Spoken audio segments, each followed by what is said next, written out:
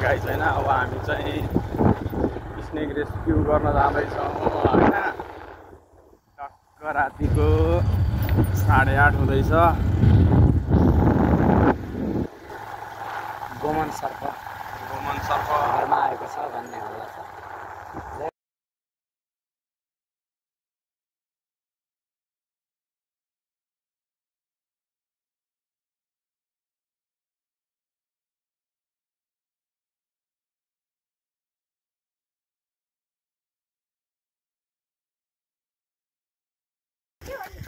कहाँ गयो थियो त अनि त्यति बेला सर्प? त्यो दिन मार्नुभयो? ए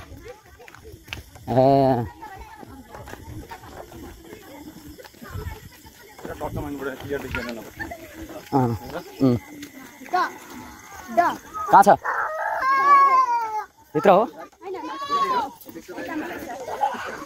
एकटामा छ? ए यहीँ रहेछ। ल यो चाहिँ कमन कोब्रा सानो बच्चा होइन। ल हल्ला नगर्नु, म यसलाई समात्छु है। ल ल बाबु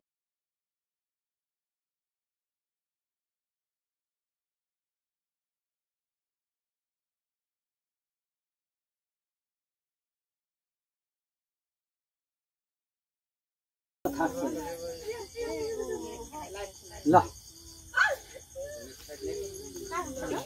यो चाहिँ एकदम कालो नै हुने भयो। चोकेपछि एकदम गाह्रो नै हुन्छ यस्तै है।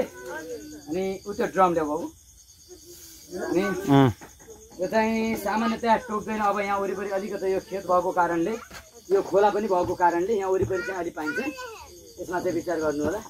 अनि अब यसलाई चाहिँ यसले टोकेपछि अस्पतालमा हाम्रो मजाले उपचार हुन्छ है। अस्पतालमा चाहिँ मजाले उपचार हुन्छ।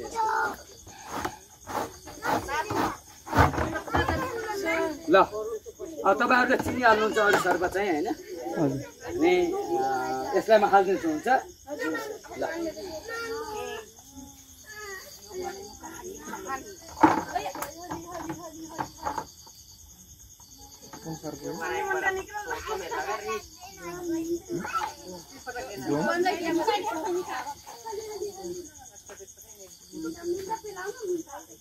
भाग्दैन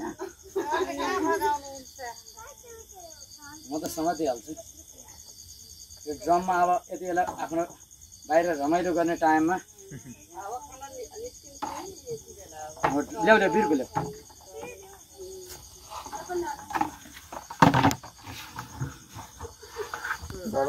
टिकापुर जुन छ, टिकापुरमा 4 प्रजातिका मात्रै मैले विशाल सर्प देखेँ। 4 भनेको एउटा चाहिँ कुन भयो त?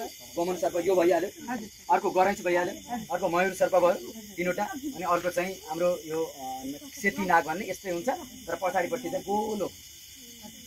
4वटा मात्रै विशाल सर्प रहेछ।